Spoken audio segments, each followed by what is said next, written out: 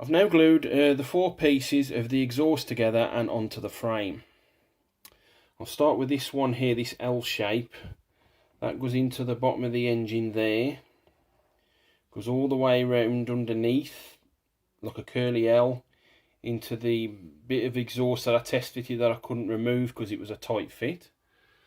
As it says on the plans there, that goes into the bottom of the engine, round, and that clicks into the underneath there,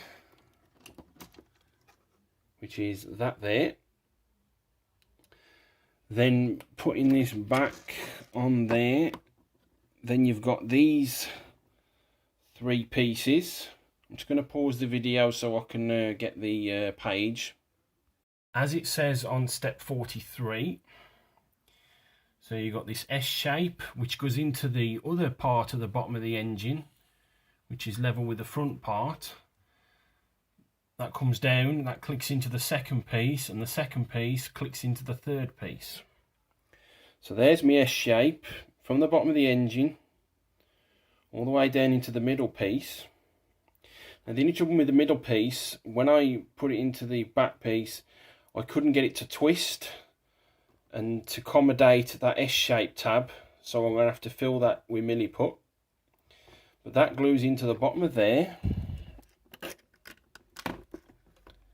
Glues into the bottom of there of that test fitted piece, and then that went into the bottom of the rear piece at the back. And then putting this back on there, the back piece mounts into the frame. There's 2 holes just here, as it says on the plans. That them 2 little notches there on the part that I've painted black, those go into the frame there. So that's that black piece there, because like I said, I painted all this in chrome, and then the back piece that was mounted on, that had to be painted in the black. But apart from the alignment issue with the second piece into the third piece, the exhaust has gone in really well. Not bad at all. Right, a tiny bit more work on the bike. The milliput that I put in to fill the gap between the S-bend of that exhaust pipe into the one in the middle, that's lovely and dry now. When I put it down, I did the finger technique with the water to smooth it down to eliminate sanding, and it didn't need sanding, but the back here a little bit was a bit messy at the back here where I couldn't get in with my fingers, so I'll just have to give that a slight sand, and it's perfectly smooth now. So all I've got to do now is just, I've got another cake pot. I'll just have to decant some of the chrome spray into there and brush that on, as well as that in between bit where I put it in and test fitted it and I couldn't get it out. And also I've now manoeuvred the rear fender into place. I don't know if you remember from the previous update, I said I test fitted it in there, and them little channels was a right bitch to get it all the way in. I had to manoeuvre it in from here and then push it down to get them pins to manoeuvre into that groove there. So that's what I've done. There's the groove on this side. This is then basically what I'll do is once I put the decals on, I'll just manoeuvre that up like that, and that will be the final position. But pulling it down like that and leaving it into place, I haven't glued it, like I said. There's a little bit of a gap there and a little bit of a gap there, so I can manoeuvre my decals into place. And again, once those are dried, microset, microsolid and sealed, like I said, I'll just pull that up and push them pins in them 2 holes, and that will be the final position. Right, a little bit of work has been done on the bike. I've put this square box in, which is number 100, and it's got a box here that has to be painted in black. This little piece here, I don't know what that is. It looks like it had some kind of antenna on it. That's painted in black, and then the mounting tab is painted in black. The mounting tab has a little pinhole which glues onto the side of the frame there, which is a little pin. So you push that into place. This little tab here, which is on the back of the black box that's in there, that goes inside the box here, and you can put a drop of glue on that and like I said, push the box into place. And then this little black piece of the box actually sits slightly underneath the block of that engine, so I put a touch of glue there.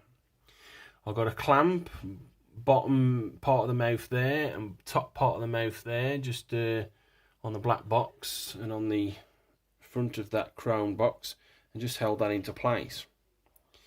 I've also started work on the fuel tank. Now the fuel tank is in two halves. I tried to tape it together to see if it'll go in one, like the rear fender, but it wouldn't have it.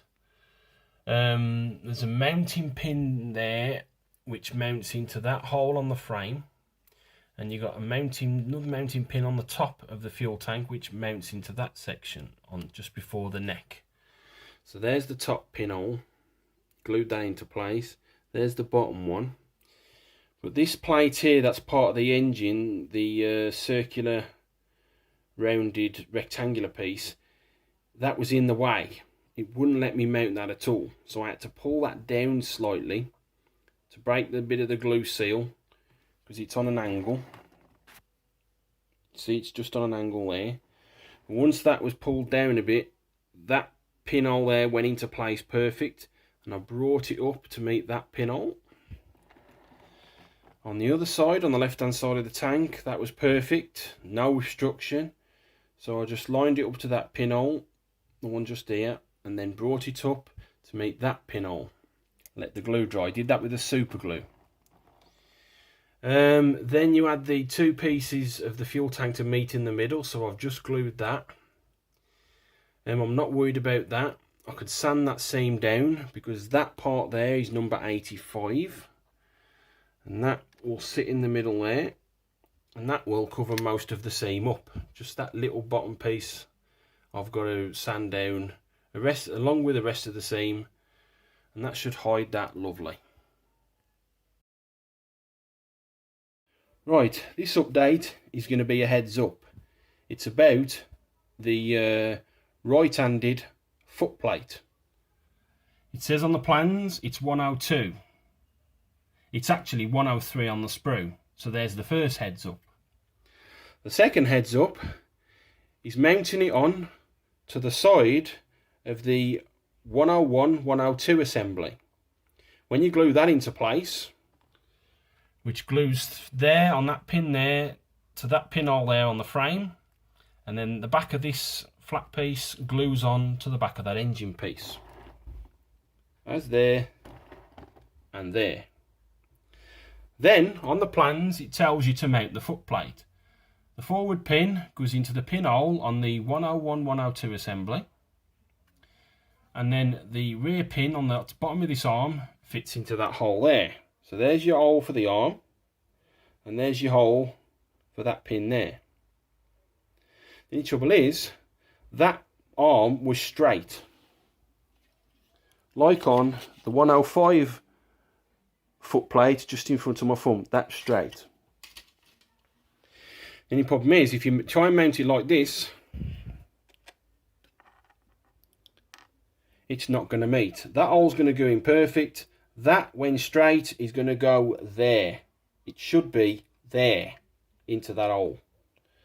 So I was going to cut it off. I was going to realign it, but I thought, you know what? I'll push that back with my finger, very gently, so you don't snap it off the plate. You just pull it back like that, like I'm doing. And eventually, once you get in the right position bent, that will be level. If you don't do that, it's not going to mount on. So, just a heads up. Right, I've now done some work on the lamps. Starting with the main headlamp, you got part 33, you glue that into part 34, let it dry. You take care of all the seams. Once that was done, I then glued number 35, which is the headlamp casing, into that housing. And that's the finished item. Once I'd done a bit of sanding, a bit of seam work, and a bit of sanding around the edges of the headlamp casing with the glue marks, I then re-primed it and then chromed it. And then I put the headlamp glass in, which is number 36. And that just slips into the front. and using the glue and glaze to glue that in. Next step, which is the red lamps, which is step 47. You've got 109, which is the actual back of the casing. You've got 110, which is the clear part, which I've painted in the clear red. And then you get 111, which is the actual front of the lamp casing. It's like a ring. In trouble being, I forgot, that won't push into there. And pushing that in without any pressure, there's about 2 or 3 mil from the front rim to the actual clear part itself.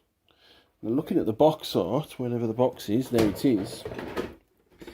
You can probably just see that the clear part and right up to the front rim, probably with a 1 mil gap.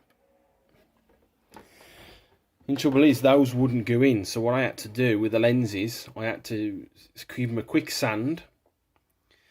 Once I give them a quick sand, I test fitted them and they've gone right up to that lip.